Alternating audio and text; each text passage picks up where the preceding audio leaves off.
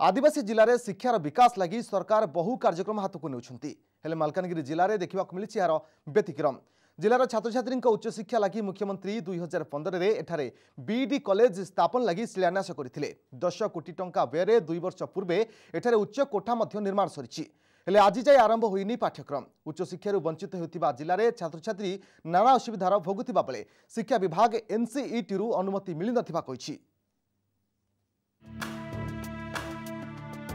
10 कोटी टंका व्यय निर्माण होईची सुउच्च कोठा सुंदर क्लासरूम सांगकू खेलिबा लगी अछि प्लेग्राउंड आउ छात्र छात्री रहणी लगी हॉस्टेल भी निर्माण होईची ए हेला मालकानगिरी जिला सदर महकुमा रे नूतन भावे निर्माण होईथिबा बीडी कॉलेज रो दृश्य 2 वर्ष हबो कॉलेज निर्माण होईथिले भी एठारे आरंभ होई परिनी शिक्षादान एनै उच्च शिक्षा आशारी थिबा छात्र छात्री मध्य रे देखा देइची असंतोष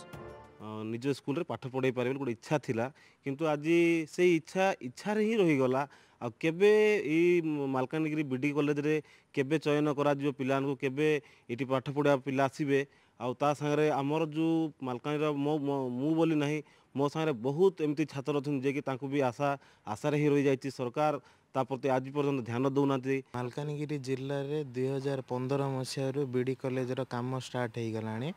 2017 रे सरला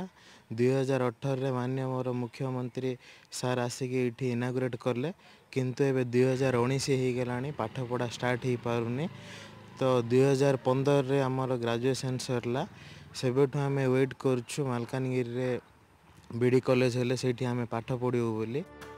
एनै जिल्लार प्रशासनिक अधिकारी कौनसी मत रखि नथिबा बेले मुह खोलिचंती आदिवासी उन्नयन प्रकल्प निर्देशक एहाको कार्यक्षम कराइबा विद्यालय और गणशिक्षा विभाग दायित्व बोली से कहिचंती सेपटे एनसीईटी रु अनुमति मिली नथिबारु एभली स्थिति उपजिथिबा से कहिचंती। एक्चुअली बीडी कॉलेज आईटी द्वारा आम कंस्ट्रक्शन काम टेकअप करतलु प्राय वर्ष उपरे हेलाणी कंप्लीट हेकी किंतु जेहेतु एटा school and mass education department तार फर्दर रिक्रुटमेंट आउ अदर्स जहाँ भी अच्छी रन पाई से नेबे स्कूल एंड मास एजुकेशन आम जहाँ जानी school and mass education NCT को तार परमिशन पाई अप्लाई करिछि किंतु जेहेतु एनसीटी पाई एपर्यंत कौन अप्रूवाल मिलनी तेणु बीएड कॉलेज रनिंग हो पारनी।